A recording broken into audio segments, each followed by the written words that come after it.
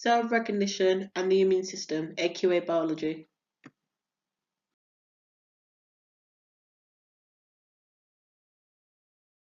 Key terms. Pathogen, a microorganism that has the potential to cause a disease. Infection, the invasion and multiplication of a pathogenic microbes in an individual's vital functions or systems. Disease, when the infection causes damage to the individual's vital functions or systems. Immune system of biological structures and processes within an organism that protects against the disease by identifying and killing the pathogen and tumor cells. Lymphocytes, white blood cells that produce antibodies, antigens, molecules that can generate an immune response when detected by the body. Cellular or cell-mediated response, a response involving highly specialized cells that target pathogens inside the cell. Hormonal or antibody-mediated response, a response that targets pathogens in the body with antibodies. Primary response, when antigens enter the body for the first time. Secondary response, pathogens enter the body again. The immune system produces a stronger, quicker immune response.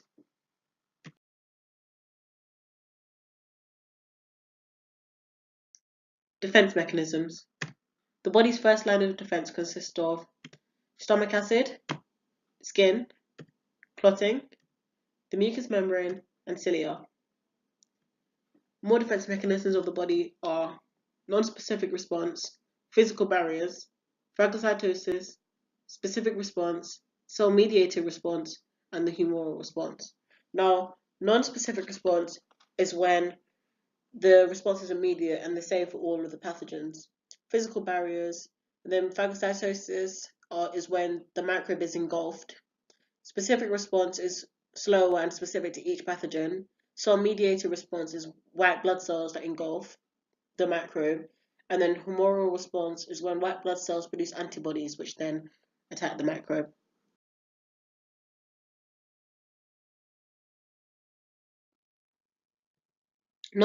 Phagocytosis.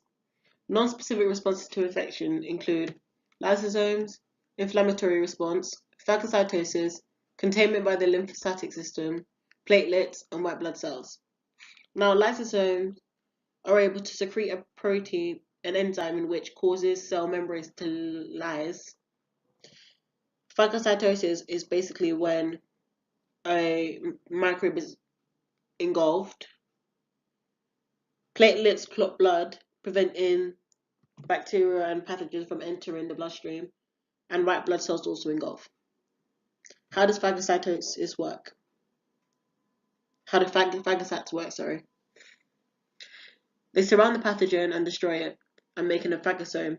Now, in the phagocyte, it has lysosomes, and the lysosome help break down the cell wall by causing it to lyse, which is make holes. The membrane is able to engulf the microbe due to its fluid mosaic structure. And this is basically a diagram. So basically here you have the microbe and the phagocyte. So the phagocyte is able to cause its fluid mosaic structure to engulf the phagocyte, the microbe. So once engulfed, the lysosomes start to cause the cell wall to lyse, creating holes. And once they've created holes, it causes the microbe to leak. Then what happens after that is that obviously the phagocyte can't just stay in the body because it's got all of the harmful stuff in there in which the lysosomes have broken down. So it displays the antigens of the microbe on its cell surface. So it's no longer harmful for the body, but it can trigger an immune response.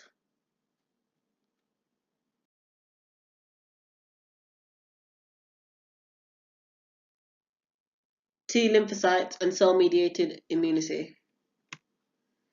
Antigens allow the immune system to identify pathogens, abnormal cells, toxins, cells from other individuals of the same species. Components of the immune system. Well, you have the innate and the adaptive immune system. The innate system is non-specific the exposure leads to maximal response. It's cell-mediated and hormonal components. It has no immunological memory and is found in nearly all forms of life. Adaptive is pathogen and antigen specific. There's a lag time between the exposure and the maximum response. Cell-mediated and humoral components. Exposure leads to immunological memory and is only found in jawed vertebrate. Responses to pathogens. They can either be cellular or cell-mediated, or humoral or antibody-mediated.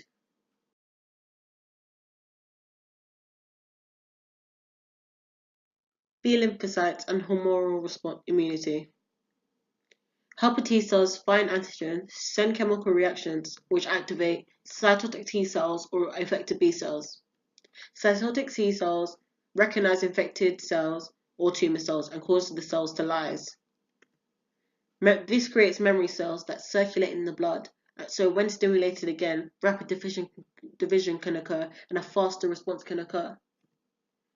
Effector B cells multiply rapidly to cause plasma cells, and plasma cells create antibodies that destroy pathogens.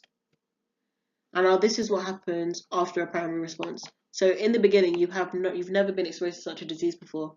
So you have none. But then your body starts to fight, so you build up more and more antibodies. But then after that, you're no longer exposed to the disease, so it starts to plummet again. But the memory still circulating in the blood, which is the reason why it doesn't get to zero. So after the secondary exposure, it rises again because you've already got the memory cells, so they already know exactly what they need to fight against. So it increases rapidly. Now that's all there is for this unit, and the next one will be about antibodies and vaccinations.